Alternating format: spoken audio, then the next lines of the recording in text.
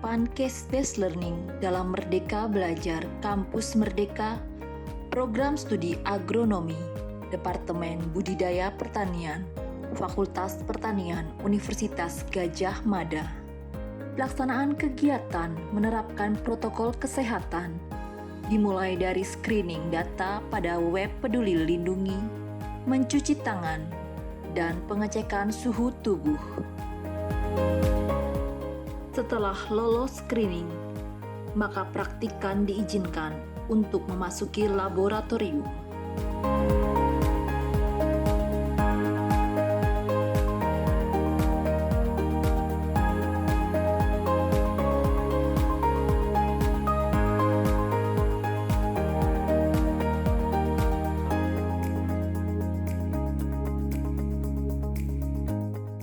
Pengaturan jumlah praktikan yang hadir juga dilakukan untuk menghindari kerumunan. Aktivitas diawali dengan pembekalan materi oleh dosen pengampu yang memaparkan dasar teori, langkah kerja, dan penggunaan alat.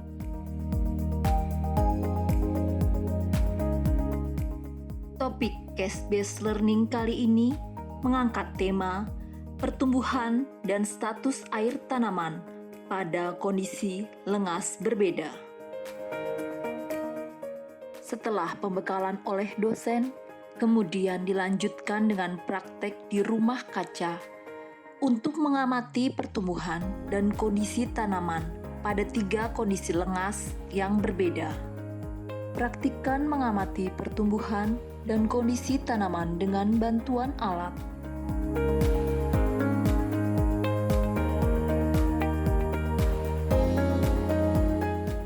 Kemudian sampel tanaman diambil untuk pengamatan kadar air nisbi di laboratorium. Pengamatan kadar air nisbi dilakukan dengan tahapan sebagai berikut. Pertama, menimbang sampel lalu dicatat sebagai berat segar tanaman.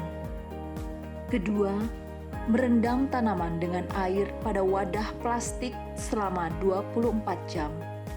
Sehingga cairan dalam sel tanaman terisi maksimal.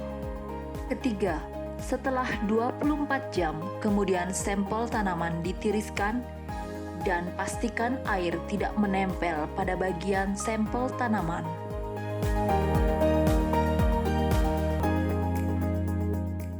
Sampel tanaman tersebut lalu ditimbang sebagai berat jenuh, yaitu berat tanaman dengan kandungan air maksimal. Sampel tanaman yang telah ditimbang kemudian dimasukkan dalam wadah untuk dilakukan pengeringan dalam oven.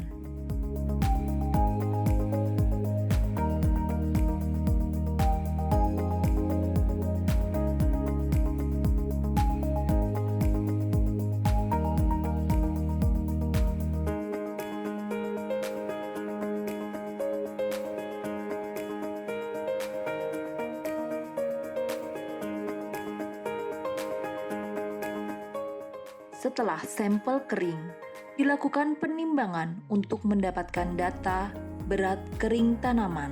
Kemudian perhitungan kadar air nisbi dilakukan dengan pendampingan asisten.